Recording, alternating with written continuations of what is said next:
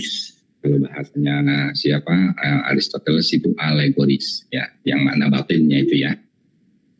Lalu makna dualisme makna tadi kemudian diambil oleh ahli agama yang namanya Philo von Alexandrian.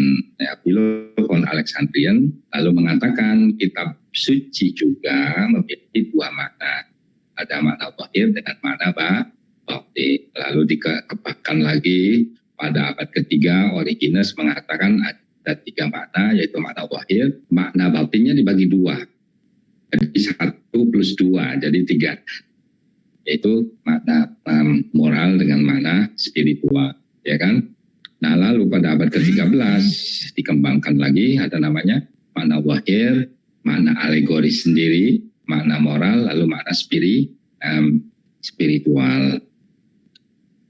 Nah, di dalam tradisi Islam, ya, abad ke-7 kan mulai ada agama Islam, ya kan? Itu di masa Nabi itu kesadaran tentang makna zahir dengan makna batin juga sudah muncul. Salah satunya yang dipraktekkan oleh siapa? Sahabat Nabi yang ahli dalam bidang penakwilan, Ibnu Abbas, ya. Ibnu Abbas itu pernah menafsirkan idza jaa nasrullahi wal fathu wa ra'aitan nasa yaquluna fi dinillahi afwaja dan seterusnya, ya. Surat ini itu adalah surat tentang kemenangan agama Islam waktu zaman Nabi. Terus orang-orang pada masuk Islam, ya kan, begitu. Nah, ayat ini ditafsirkan, ditakwilkan oleh Abdullah bin Abbas sebagai dekatnya kewafatan Rasulullah SAW. Nah, itu kan waktu itu sudah menang, sudah masuk Islam semuanya, tugas Rasul sudah selesai. Kalau Nabi Muhammad sudah selesai, ya nanti akan kembali ke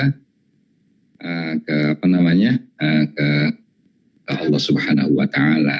Nah, akhirnya sementara sahabat-sahabat yang lain pada bahagia ketika turunnya idza jaa nasrullah wal fathu dan seterusnya, Abdullah bin Abbas menangis sedih karena akan ditinggal oleh Rasulullah Shallallahu Alaihi Wasallam. Jadi pada zaman sahabat itu ya ada, sudah muncul di dalam tradisi Islam. Lalu kemudian dikembangkan lagi oleh sahabat-sahabat lain, wabil khusus Umar Khattab ketika ada pencurian, ya kan, waktu menjadi khalifah itu salah satu orang, ya, satu orang dari umat dari penduduknya khalifah Amirul Mukminin Umar bin Khattab, ya, itu kan tidak punya pekerjaan, tidak punya uang untuk makan dan seterusnya, cari pekerjaan tidak dapat, minta-minta juga tidak dapat, sementara istrinya sudah kelaparan 3 hari tidak makan, lalu anaknya juga menangis terus karena tidak makan, ya kan, lalu akhirnya terpaksalah dia mencuri. Suaminya itu, bapaknya itu mencuri tadi, ketahuan, tertangkap, diserahkan ke Amirul Mukminin Umar bin Khattab. Lalu bertanya, kenapa kamu mencuri? Lalu dia menjawab, saya hanya ingin menyelamatkan istri saya, anak-anak saya, dan saya sendiri. Sudah tiga hari tidak makan, minta pekerjaan tidak dibolehkan oleh orang-orang.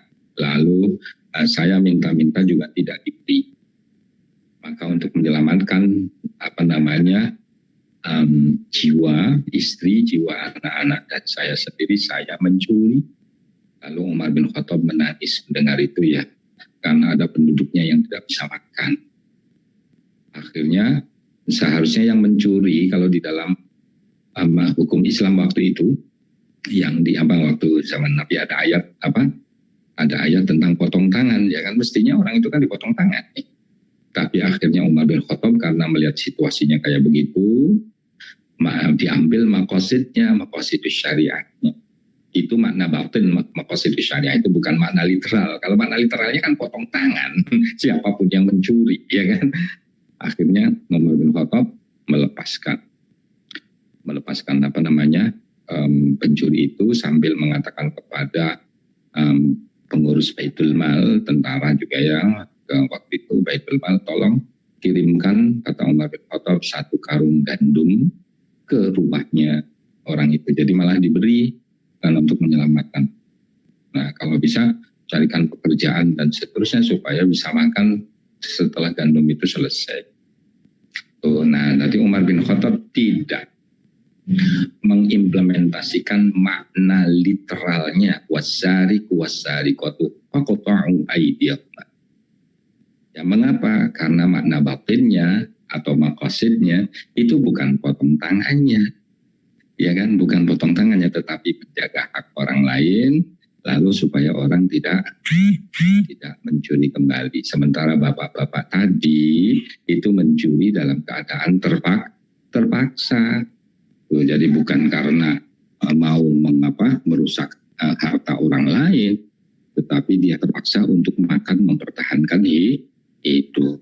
Nah, maka Umar bin Khattab tadi termasuk juga sahabat yang menggunakan takwil. Takwil itu ya makna batin tadi maksudnya, ya, bukan makna literalnya. Tuh, gitu.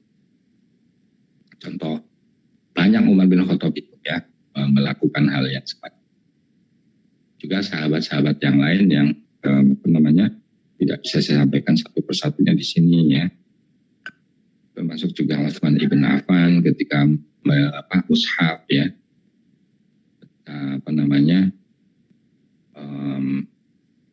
mengkodifikasi Al-Quran pada tahap kedua dalam rangka mempersatukan qiraat ya. Bukan mempersatukan dalam arti hanya satu qiraatnya, bukan. Tapi seluruh qiraat itu bisa terkait di dalam tulisan Quran, mushaf Quran, bagaimana cara menulisnya, ya kan begitu. Itu waktu zamannya Utsman ibn Affan. Nah, di dalam Qurannya ya nggak ada. Al-Qurannya hanya inna nahnu nazzalna dzikra wa inna lahu lahafizun, selesai. Tapi kan ditafsirkannya secara batini ya. Berbagai macam kemungkinan untuk menjaga Al-Quran, kan begitu ya. Jadi banyak. Nah, jadi kalau memahami Quran itu bukan makna literalnya doang, bukan ya. Itu nanti banyak yang kalau makna literalnya itu mesti berantem pokoknya. Mesti bertengkar antara satu dengan yang lain. Ya, itu makanya perlu belajar hermeneutika itu ya, ulumul Quran, ushul fikih, hermeneutika itu perlu.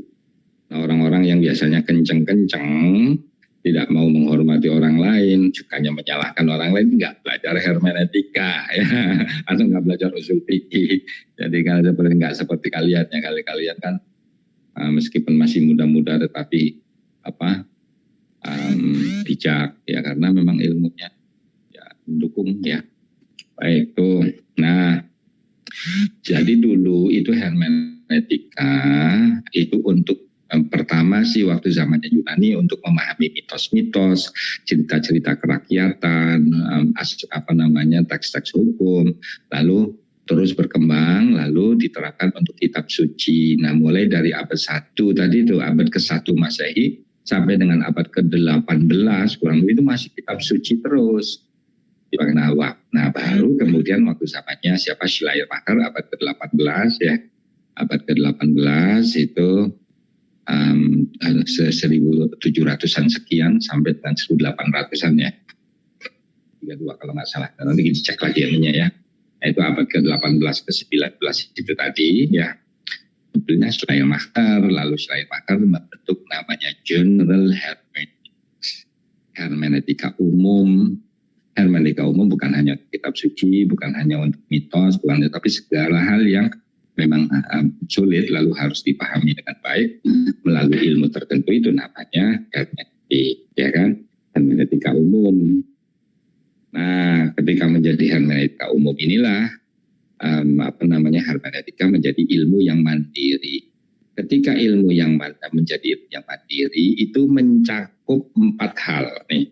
Jadi definisi ilmu hermeneutika sekarang ini mencakup 4 hal. Yang pertama namanya hermenoise. Hermenoise itu praktek penafsiran ya. Jadi ketika saudara menafsirkan apa maunya hadis atau menafsirkan Quran atau umpamanya saudara ceramah nih, ceramah kan biasanya kalau penceramah kan nyebut ayat-ayat suci Al-Quran atau hadis Nabi kan begitu ya, lalu diterangkan. Nah itu namanya hermenoise. itu praktek penafsiran. Nah ilmu tentang praktek penafsiran itulah yang namanya hermeneuse satu. Begitu. Kalau ditanya apa sih hermeneutika? Hermeneutika itu ilmu yang membahas tentang satu praktek penafsiran, ya. Nah, praktek penafsiran ini kalau di tradisi Islam produknya sudah sangat banyak, ya kan? Mulai dari tafsir Ibnu Abbas, tafsirnya Mujahid, tafsirnya Muqatil, tafsirnya Ibnu Katsir, Al-Tabari, Ibnu Katsir, Mafatihul Ghaibnya Ar-Razi, dan sebelum banyak sampai detik ini, ya kan? Itu adalah produk hermenoise, produk penafsiran, ya, penafsiran terhadap Al-Quran. Jadi itu kebetulan aja objeknya adalah Al-Quran, satu, ya, yang namanya hermeneutika itu satu ilmu tentang penafsiran. Nah, yang kedua, ilmu hermeneutika juga membahas tentang apa? Metode. Ingat ya, metode penafsiran atau langkah-langkah konkretnya ketika saudara menafsirkan Al-Quran lah, atau menafsirkan puisi lah, atau menafsirkan apalah, buku-buku apa maunya gitu ya. Nah, metodenya bagaimana? Ya metodenya tergantung objek yang ditafsirkan apa. Kalau kitab suci nanti punya metodenya sendiri. Kalau puisi punya metodenya sendiri, meskipun ada kesamaan satu di beberapa tempatnya ya, dan macam-macamnya kayak gitu. Nah, ketika membahas metode, langkah-langkah konkretnya ketika melakukan penafsiran, maka itu juga masuk dalam kategori hermeneutika. Tuh ya. Nah, hermeneutika itu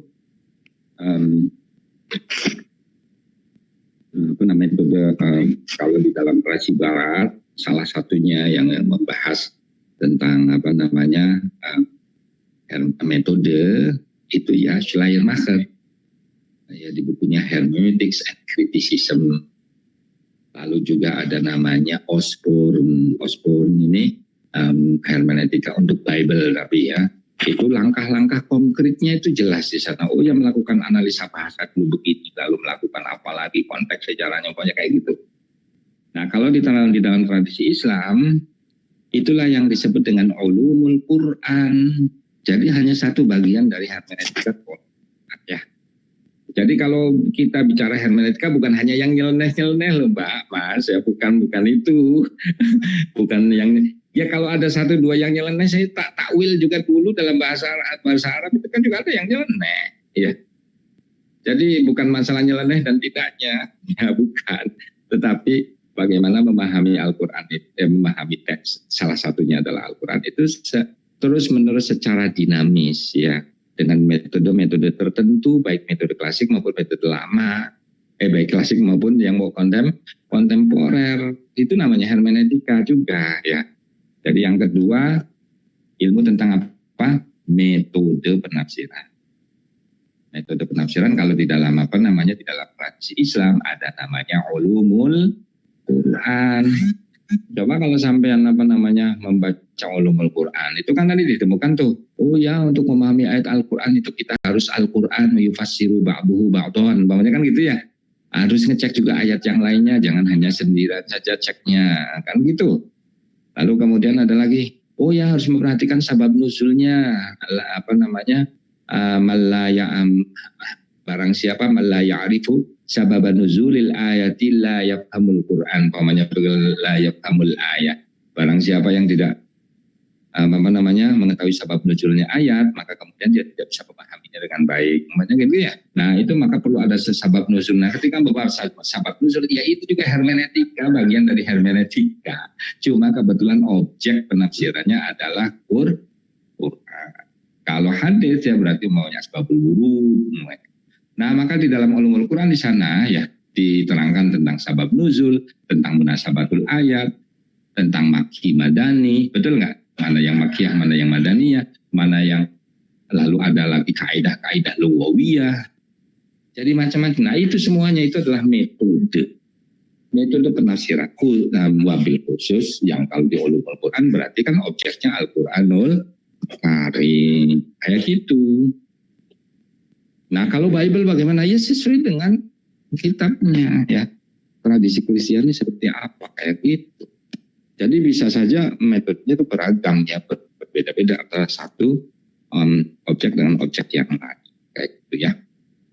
Tuh, jadi yang kedua, hermeneutika membahas tentang apa?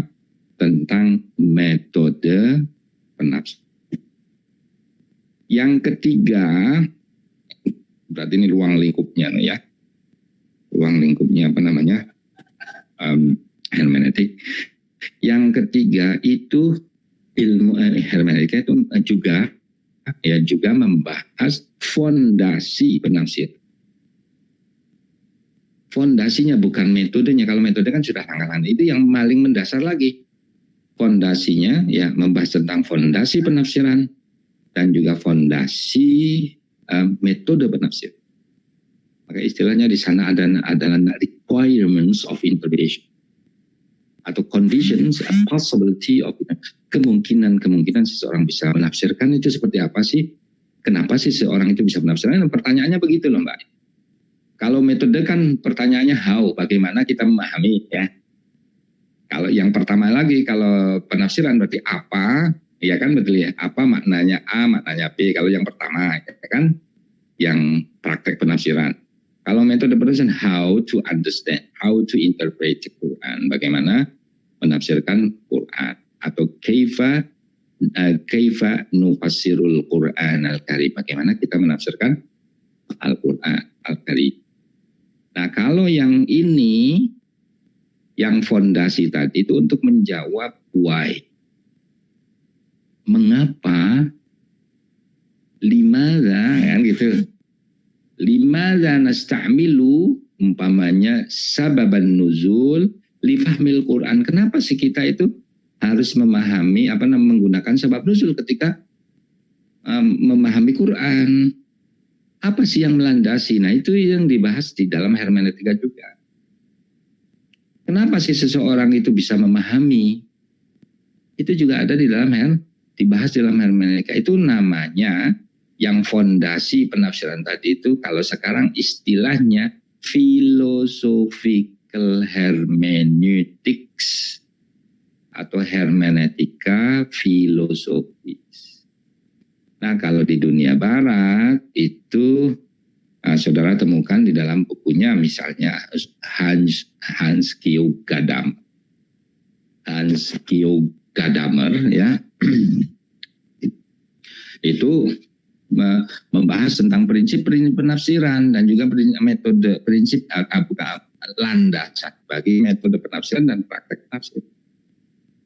Nah, di bukunya Hans Georg Gadamer sendiri yang berjudul Truth and Method itu nggak ada metodenya, nggak ada metode harus begini harus begitu, semuanya nggak ada. Yang ada itu prinsip atau teori-teori ya, mengapa seseorang itu bisa memahami, bisa menafsirkan, dan mengapa seseorang itu harus menggunakan umpamanya langkah-langkah metodis ini dan itu. Namanya apa tadi? Istilahnya dalam bahasa Inggris namanya apa? Yang ketiga ini philosophical hermeneutics ya, philosophical hermeneutics. Contohnya nanti akan kita bahas teori-teorinya Hans Georg Gadamer yang merupakan fondasi tadi itu, fondasi penafsiran dan juga metode penafsiran itu ya.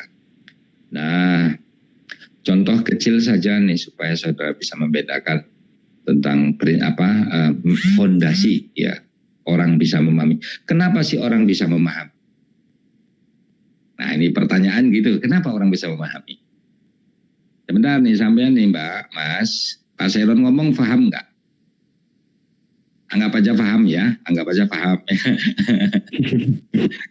Pak Seron ngomong nih sampean paham, oke. Ya Zayan, betul ya. Oke, pertanyaannya kenapa Zayan, kenapa Iza, kenapa Razi, kenapa Dita tadi itu paham? Jawabannya gimana? Bingung toh? Ya karena pakai bahasa Indonesia Pak. Ya belum tentu benar pakai bahasa Indonesia, karena sampai orang Indonesia lalu pakai bahasa Indonesia, pakai bahasa Indonesia sampai paham. Belum tentu juga. Coba Pak Seron tidak perlu menerangkan macam-macam, umpamanya begitu langsung hermeneutika adalah yang begini. Mungkin belum tentu paham juga meskipun bahasa Indonesia, betul nggak? Betul. Betul, Pak. Iya. Nah sekarang kenapa saudara itu paham? Nah, kata Hans Georg Gadamer, ya, kenapa seseorang bisa paham? Itu karena dia punya pra-pemahaman. Pra-pemahaman itu apa? Itu yang muncul dari wawasan. Wawasannya muncul dari mana? Wawasannya muncul dari namanya effective history. Sejarah yang berpengaruh kepada otak manusia. Baik itu ilmu pengetahuan, pengalaman hidup, ya, lalu apalagi tradisi, kultur, ya itu semuanya masuk di otak nih. Nah kebetulan tradisi penafsiran, kultur penafsiran, ilmu tentang penafsiran saudara pernah mendapatkannya sebelum kuliah ini. Bukan hermeneutika, bukan loh ya, tapi hal-hal yang terkait dengan penafsiran. Kan saudara sudah belajar ulumul Quran 1, ulumul Quran 2, kan begitu ya, ulumul Quran 3 mungkin, ya kan. Nah, saudara sudah punya ilmu itu, ilmu yang mendahului. Sudah pengalaman menafsirkan juga, sampai pernah ceramah ya mungkin ya kan di kampung waktu KKN. KKN belum tak kalian? Belum. Ya sudah, anggap aja sudah KKN. KKN ditugasi masyarakat suruh ceramah, suruh khutbah begitu toh, Yasmin? Nah, akan menafsirkan itu. Jadi ada praktek penafsiran. Ya kan? Ada ilmunya juga, makanya saudara bisa memahami apa yang dikatakan Pak Sairon.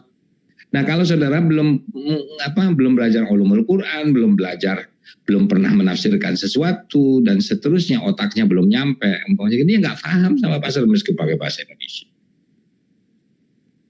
Coba bayangkan nih. Nih sampean kan belajar hermeneutika nih. Belajar hermeneutika, sudah. Sampean punya adik umurnya katakan kelas 1 SD, 7 tahun. Ini setelah belajar hermeneutika dari Pak Seron ini ya. Lalu sampean pulang toh, Dik, tadi saya belajar hermeneutika sama Pak Seron. Kata Pak Seron, hermeneutika itu mengandung 4 komponen. Nah. 1 itu hermenoise, 2 metode penafsiran, yang ketiga filsafat penafsiran, yang keempat hermeneutika filosofis. Kira-kira anak umur SD umur 7 tahun itu. Terus sampai nerangkan lagi, yang namanya hermenoise itu praktek penafsiran loh, Dek. Jadi kalau kita menafsirkan sesuatu apa itu namanya hermenoise. Sebenarnya metode itu banyak sekali begini-begini sampai nerangkan. Kira-kira adikmu yang umur 7 tahun itu paham nggak? Enggak paham. Kenapa Rezi? Enggak paham? Karena anak tersebut belum cukup pra-pemahamannya. Oh gitu, itu karena Hans Georg Gadamer tuh. Nah ini jadi bukan masalah metode, itu masalah fondasi orang memahami, fondasi metode penafsiran. Tuh. Bukunya bukunya Hans Georg Gadamer itu namanya Truth and Method atau Wahrheit und Methode. Wahrheit und Methode. Gitu. Ya.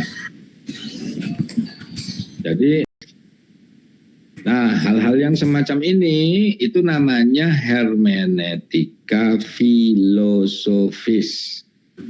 Yaitu hermeneutika yang membahas tentang apa tadi? Membahas tentang fondasi yang melandasi mengapa seseorang itu bisa memahami dan mengapa seseorang itu menggunakan metode ini dan itu. Paham ya? Tuh yang ketiga. Dan yang keempat itu namanya filsafat hermeneutika. Sebenarnya yang keempat ini bagian ilmu filsafat, Mas ya. ilmu filsafat, tetapi karena pembahasan itu tentang hakikat penafsiran dan hakikat manusia sebagai penafsir, maka kemudian disebutlah merupakan satu bagian dari hermeneutika yang ilmu yang sudah mandiri tadi. Oh gitu ya. Sudah. Nah, jadi, ini yang keempat ini filsafat penafsiran ini banyak dibahas oleh tokoh kalau di Barat namanya Heidegger.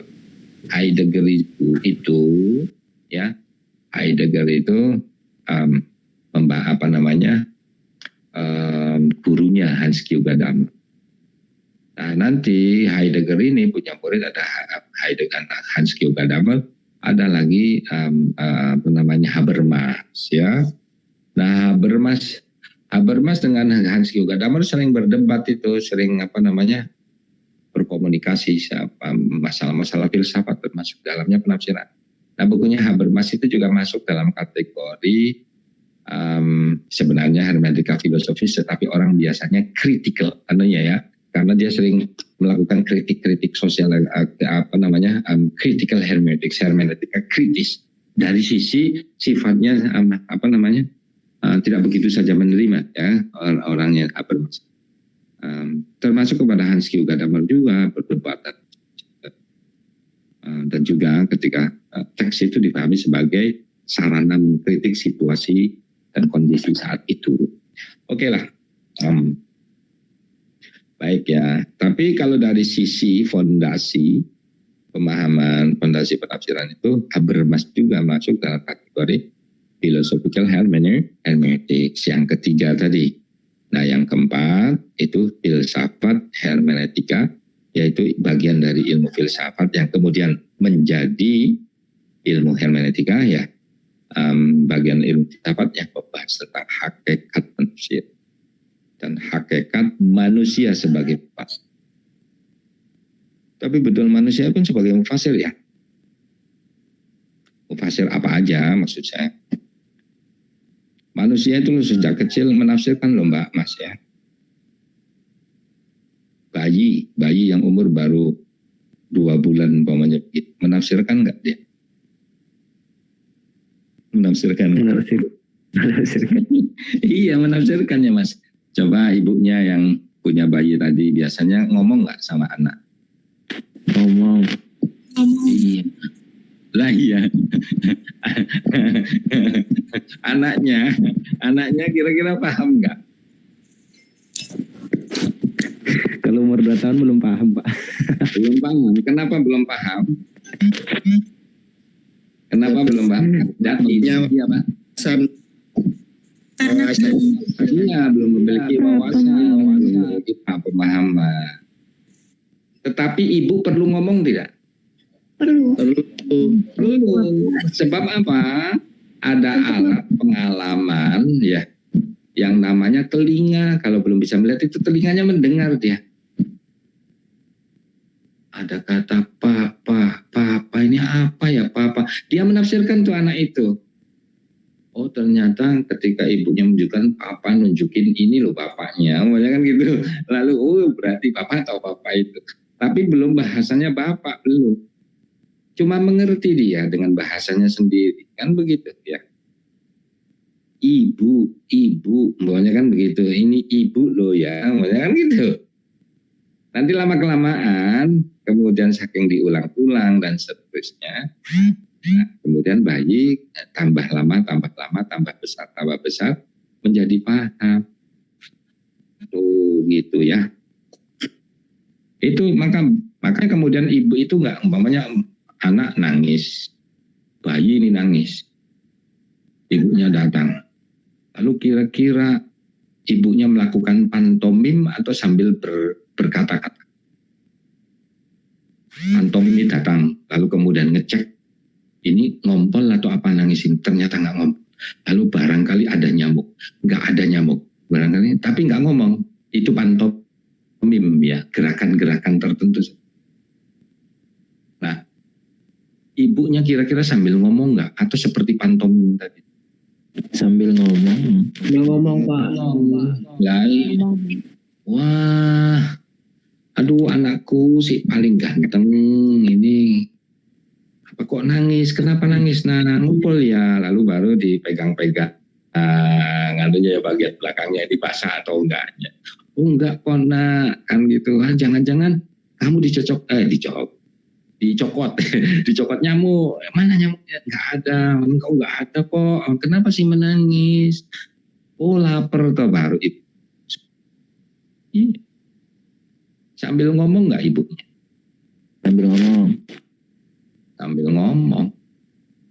Ini artinya ibunya punya kesadaran bahwa bayi juga berproses dalam hal memahami. Supaya anaknya itu bisa memahami, ibunya ngomong. Meskipun pada saat itu belum bisa memahami. Nah, jadi kalau jadi ibu, Mbak ya, kalau sudah punya anak harus cerewet. Cerewet itu banyak ngomong. Jangan pendiam. Nanti anaknya itu kurang cepat merespons. Jadi telat responsnya itu karena tidak pernah mendengar ibunya ngomong banyak. Gak apa-apa, jadi meskipun pendiam sampai setelah jadi ibu cerewet aja. Cerewet kayak ngomong aja, ngomong apa aja sama anaknya itu. Meskipun anaknya nggak paham waktu itu tuh. Tapi paling senyum anaknya cuma sampai ngobrolin ya. Sampai ngomong, jangan diem terus kalau sama anak kecil ya. Sama bayi ini, sampai kan nanti ini setelah S1 menikah ya, biasanya kan paling banyak dengan anak itu kan harus cerewet, ngomong aja. Baik-baik, jangan yang buruk-buruk. Waduh, nah ini coba-coba ini bagus nggak ya ini padahal dia nggak ngerti Pak. Itu dia ngomong sendiri aja supaya anaknya bayinya itu mendekat. Nah makanya bayi yang baru lahir kenapa diazani? Azan kira-kira paham nggak itu anak itu? Allahu Akbar, Allahu Akbar. Tidak Pak. Tetapi dia sudah mengenal dulu ketika baru lahir.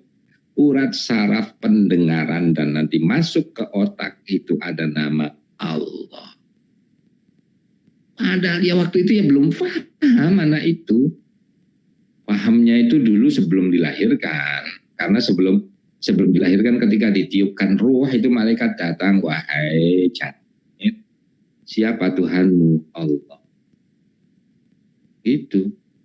Yang menciptakanmu siapa? Allah. Nanti beribadah kepada siapa? Allah. Malaikat.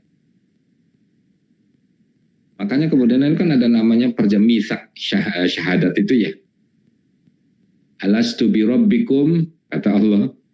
Bukankah aku ini Tuhan kalian? Qalu bala. Ini di alam roh ya.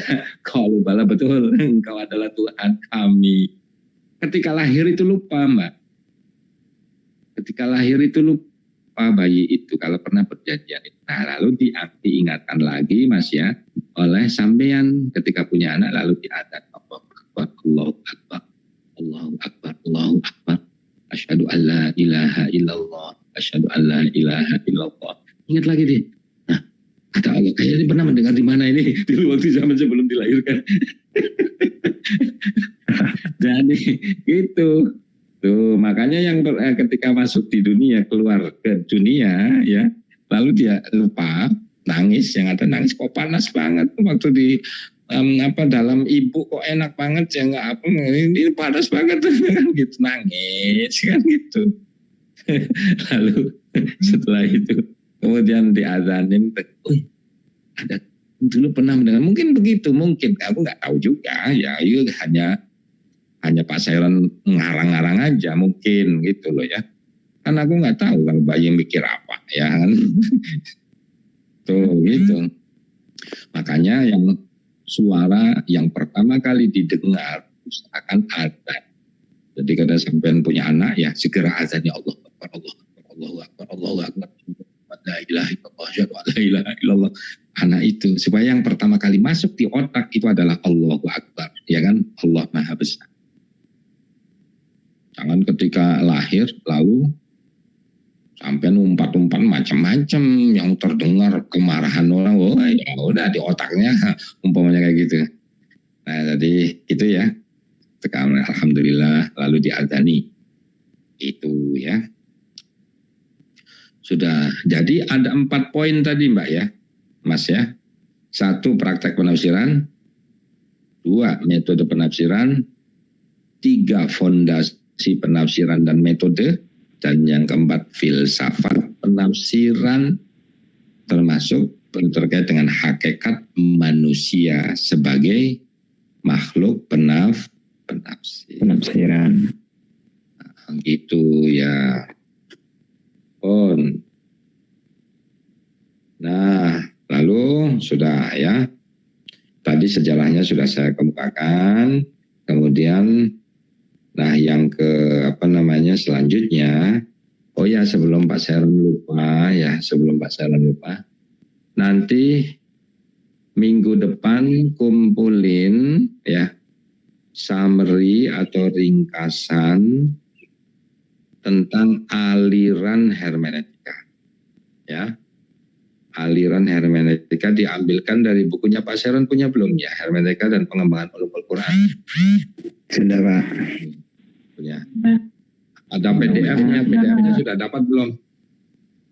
Sampul Pak. Sudah Pak. Sudah. Ya, nah itu ya, aliran penafsiran. Silakan diringkas saja dari bukunya Pak Sharon. Itu 1-2 halaman aja. Artinya bahwa sampean intinya tuh paham, itu ya. Intinya itu paham, oh ya aliran hermeneutika ada 3. 1 ada namanya objektivisme, 2 namanya subjektivisme, aliran subjektivis, aliran objektivis, subjektivis, dan yang terakhir namanya objektivis cum subjektivis ya. Nanti sampean sampean lakukan, buat summary-nya, buat ringkasannya. Itu. Nah, nanti kemudian besok Pak Sharon soalnya membahas tentang aliran penafsiran ya. Membahas aliran penafsiran dari saudara paham dulu, nanti kemudian saudara bisa bertanya besok ya. Pak, kalau begini-begini gimana Pak? Kalau begitu-begitu, kalau tokoh ini mengatakan begini gimana ya Pak? Itu apa ya? Nah, sampai di sini tentang hermeneutika sebagai ilmu yang mandiri yang mencakup 4 poin, 4 hal tadi. Itu ada pertanyaan tidak?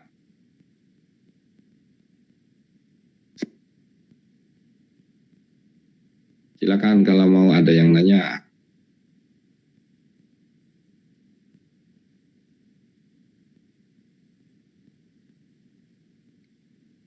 Ada yang nanya nggak?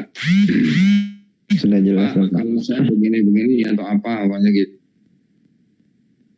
Kalau ini namanya hermeneutika bukannya Pak. Hermeneutika kok ya Pak, dikecam dulu gimana ya Pak? Jawabnya gimana?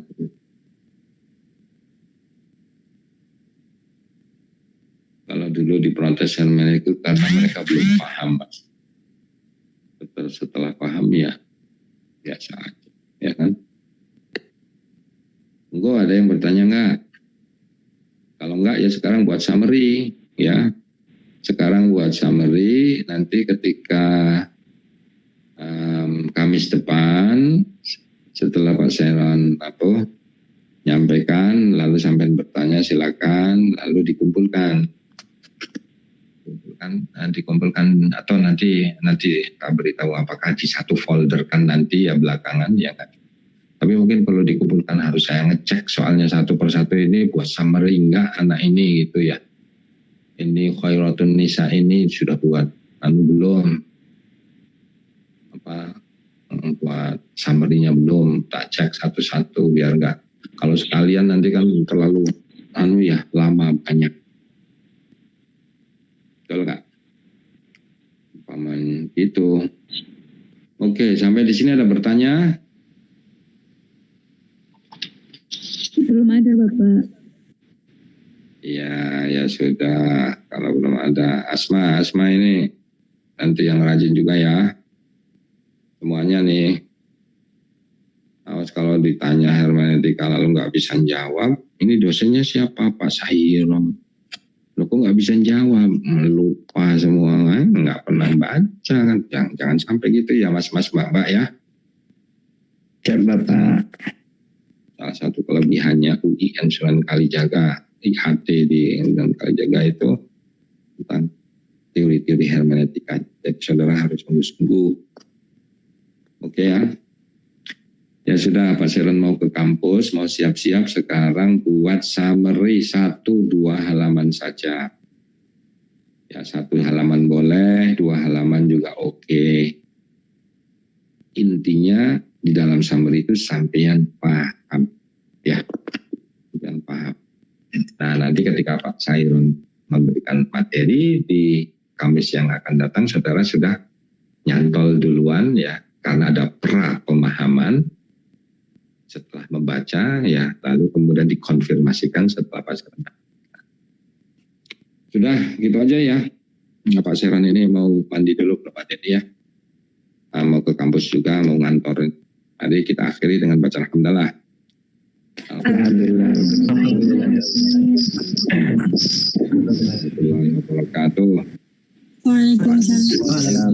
Terima kasih Pak. Sama-sama ya, yang rajin-rajin semuanya loh ya. Ya siap.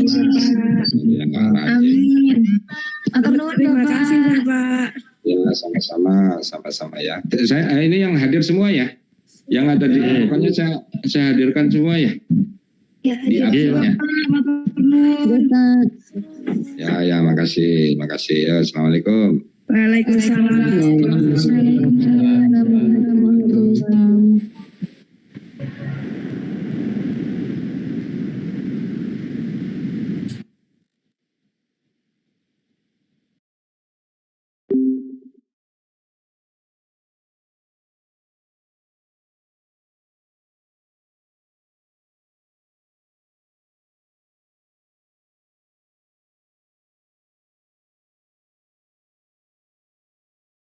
Jangan